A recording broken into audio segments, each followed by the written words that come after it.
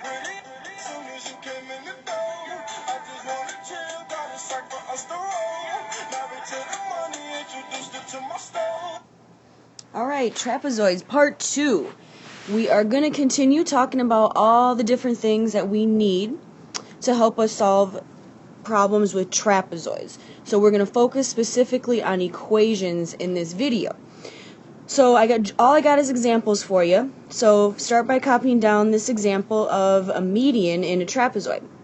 So what they might do is they might give you a trapezoid like this, and they're going to throw some equations on here. So let's say that LA is x plus 4, and OY is 2x, and then VE is 5x minus 6, and they want you to find x.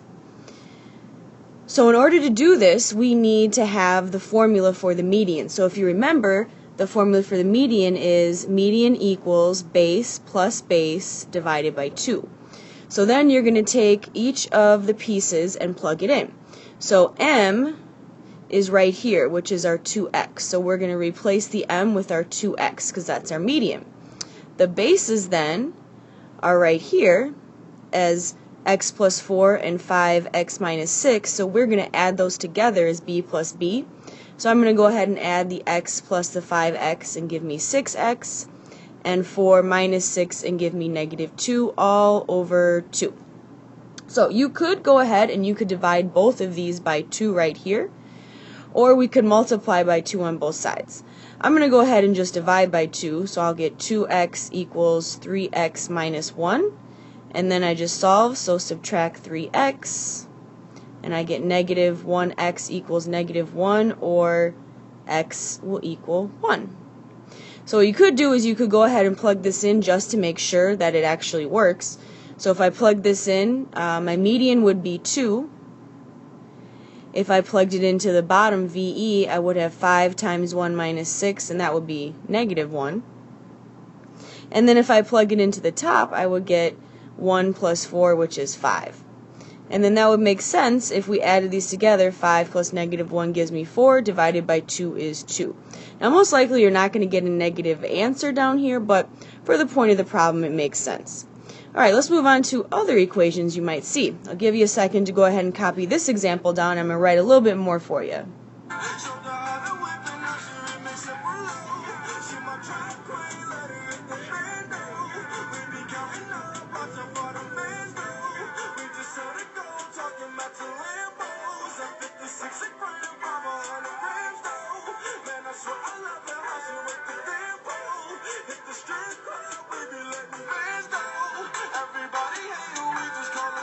Alright, so if we look at this example, I'm going to do 2 examples with the same picture to help you figure things out. So the first one gives us angle DHA and angle HAN. So what I would do if I were you is to go highlight these. So DHA is right here in the blue, and then I'm going to highlight the other one in purple, HAN.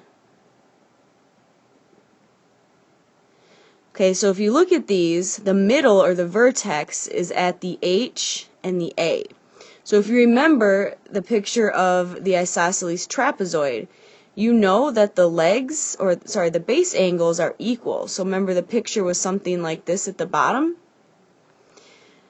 So since this is true, we know that the top 2 angles are our base angles, so that means that they're equal to each other. So all you have to do is set these 2 equations equal to each other. 3x plus 10 equals x plus 40. Subtract my x over, subtract my 10 over, divide by 2, and I get 15. So that's how you would solve for that problem. Now again, you could plug it back in, and you could figure out that they're both equal to each other. Alright, the next one then, we'll try a second addition. Let's go with angle DHA is now 3x plus 10. I'm sorry, we're going to switch that up. We're going to go x plus 4. And then angle HDN is equal to 4x plus 6. Alright, so I'm going to highlight this again. So DHA was here, so that's going to be in the pink now.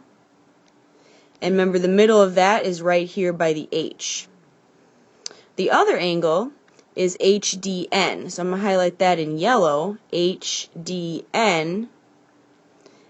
And the middle of that is D right here. So how do you think these two angles in the yellow are related to each other?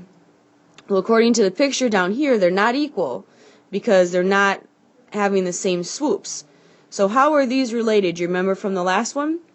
Hopefully remember that these are in the consecutive angle spot, which means that they are equal to 180. So we're going to add them together. So 5x plus 10 is going to equal 180. Subtract the 10, 5x equals 170. And x is going to equal 34. And again, you can go on and plug it in if you'd like to check, and you will find out that one of the angles here, this one is 38, and the other one, when you plug it in, is 142. So that makes sense. Alright, one more example for us in the formula department is the area of a trapezoid. So we're going to start out by drawing a triangle. Now you might wonder, what in the hizzle does a triangle have to do with a trapezoid? Well, watch this.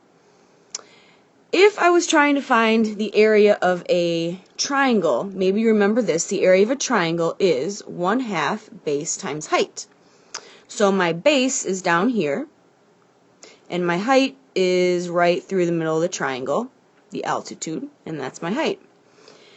Now, watch this. What if I were to cut, like this, the top of this little triangle off? Look what I have left. I have a trapezoid. Ain't that cray? Right there. So now, all of a sudden, I've created another base. What? What up? There's another B right there. So now what we're going to do is we have to include this other base in this formula somehow, because it's like a triangle with its head cut off. Get it? Huh? That's the top of it, is its head. It's gone. Okay.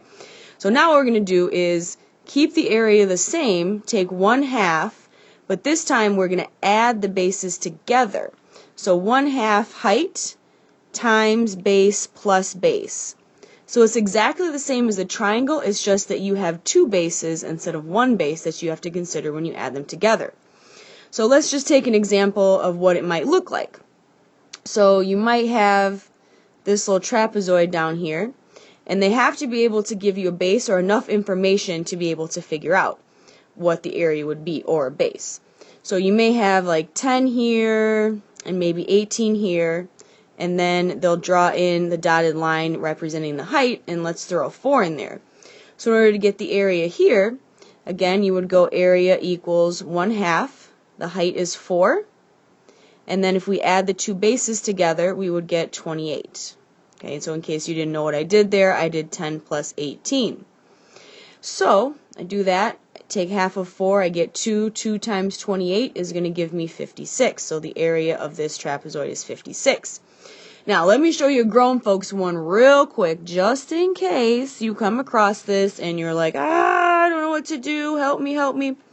So let me help you with one more area example real quick. So let's say that they gave you something like this. They gave you the top base of 8. They didn't give you a height, so what they drew these little lines in here. And then they gave you this bottom was 14. Then instead of giving you the height, they gave you a leg. What am I going to do? Well, let me give you a hint here. If you notice, remember the height is going to make right angles. So we have right angles right here. And also, this piece is equal to this piece. And if you notice here, there is a rectangle. And I know we don't know all the properties, but if this is 8 at the top, this is 8 at the bottom. So if this is 8 at the bottom, how much are my two pieces on the end going to be? Well, hopefully you're thinking that if this is 8, 8 minus 14 gives me 6. So that means it has to be 3 and 3 on either side. So now that I have this 5 and this 3, how could I find what my height is? Pythagorean theorem. It's not going away, ladies and gentlemen. We are going to keep doing it. So x squared plus 3 squared equals 5 squared. which x squared equals 25 minus 9, which is 16, so x is going to equal 4. And now we have our height. So now we can plug this into the area formula. Area equals 1/2 height, b plus b, or 1/2 4, and then 8 plus 14. So now we'll do 1/2 of 4, which is 2, times 8 plus 14, which is 22, which will give me an area of 44. So just give you another look that sometimes it's not as easy as the example before, and we may have to do another extra step in order to find the height to plug it in and find the area.